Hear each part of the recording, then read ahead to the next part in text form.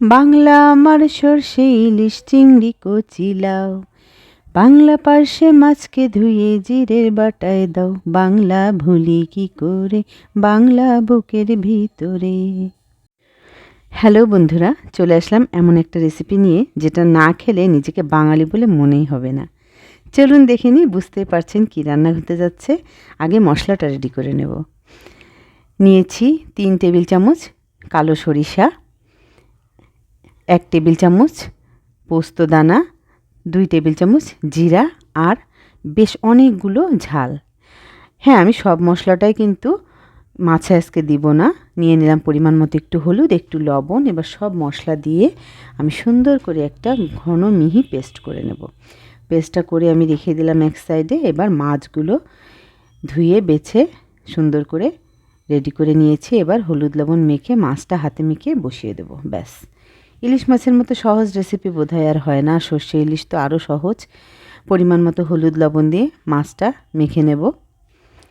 দেখুন, বেশ অনেকগুলোই মাছ নিয়েছি। এই মাছটা 800-900 গ্রাম মতো মাছ হবে। হালকা একটু ডিম হয়েছে একটায়, আর একটাই মোটেই হয়নি। এই মাছগুলো কিন্তু জানেন আপনারা ভীষণ টেস্টি হয়, খুব বড় মাছের চেয়ে এই মাঝারি সাইজের মাছগুলো ভীষণ টেস্টি হয়।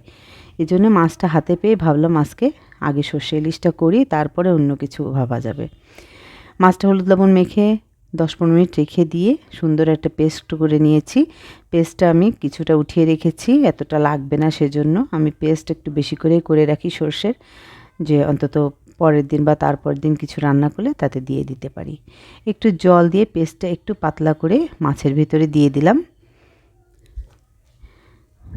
দেখুন, মাছটা একদম খুব বেশি শুকনো আজকে করব না, ভাপা ভাপা মতো একটু ঝোল ঝোল, গায়ে ঝোল থাকবে সেরকম করে মাছটা আজকে রান্না হবে। দিয়ে দিলাম পরিমাণ মতো সরিষার তেল।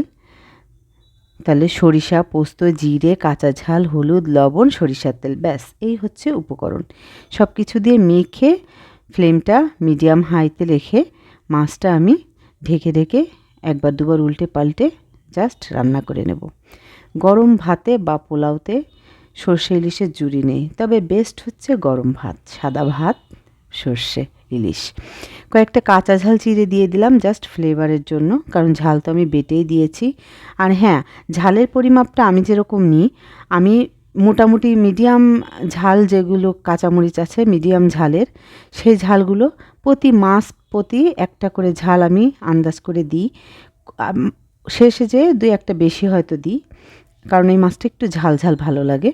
সেই অনুপাতে আপনারা ঝালটা দিয়ে নেবেন, যে যেরকম মাছ রান্না করবেন সেই অনুপাতে দিবেন। দেখুন, উল্টে পাল্টে মাছটা প্রায় রান্না হয়ে গেল। যারা চ্যানেল থেকে দেখছেন রান্নাটা, তাদের কাছে অনুরোধ থাকবে চ্যানেলটা সাবস্ক্রাইব করে দিয়ে সাথে থাকার, বেল আইকনটা প্রেস করে দিয়ে সাথেই থাকবেন। যারা পেজ থেকে দেখবেন, ইনস্টাগ্রাম থেকে দেখবেন, তারা পেজটাকে ফলো করে দিতে ভুলবেন না। ভালো লাগলে লাইক, কমেন্ট, শেয়ার করবেন। আর হ্যাঁ, আপনাদের মূল্যবান মতামত কিন্তু আমার কাছে ভীষণ ভীষণ প্রিয়। আমার কমেন্ট পড়তে ভীষণ ভালো লাগে। মূল্যবান মতামত দিয়ে সাথেই থাকবেন। আর যারা নিয়মিত আমার ভিডিওগুলো দেখেন, তাদের কাছে অনেক অনেক কৃতজ্ঞতা, অনেক ভালোবাসা তাদের জন্য। অসংখ্য ধন্যবাদ সবাইকে। ভিডিওটা সবসময় শেষ পর্যন্ত দেখবেন। দেখুন, কথা বলতে বলতে মাছটা কিন্তু রান্না একদম শেষ। মিডিয়াম হাই ফ্লেমে রেখে একদম গা মাখা করে ঝোল রেখেছি, একেবারে শুকিয়ে ফেলিনি। আমার পেজে আরও কয়েকটা সর্ষে ইলিশের রেসিপি আছে, চাইলে দেখে নিতে পারেন। মাছটা এবার হাই ফ্লেমে আরেকটু ঝোলটা টানিয়ে নিচ্ছি। ঝোলটা একটু শুকিয়ে গেলেই মাছটা সার্ভ করে নেব। এই মাছটা কিন্তু গরম গরম খেতে হয়, তাইলে এর অথেন্টিক টেস্টটা পাওয়া যায়। সবাই শেষ পর্যন্ত দেখেছেন আশা করি ভিডিওটা। রান্নাটা প্রায় শেষ, এবার আমি সার্ভ করে নিচ্ছি। গরম গরম সাদা ভাতের সাথে এরকম এক পিস ইলিশ মাছ হলে আর কি লাগে। আপনারা কারা কিভাবে সর্ষে ইলিশটা রান্না করে থাকেন আমার সাথে সেটা শেয়ার করবেন, তাহলে আমি একটু আপনাদের মতো করে ট্রাই করতে পারবো। সর্ষে ইলিশে অনেকেই পেঁয়াজ রসুন দেন, আমরা কিন্তু দিই না পেঁয়াজ রসুনটা, কারণ পেঁয়াজ রসুনটা দিলে ইলিশের যে অরিজিনাল যে টেস্ট, অথেন্টিক টেস্টটাই থাকে না। এই জন্য পেঁয়াজ রসুন, গরম মশলা এগুলো সর্ষে ইলিশে আমরা অ্যাভয়েড করে থাকি। এই জন্য সরিষার আসল টেস্টটা এখানে পাওয়া যায়।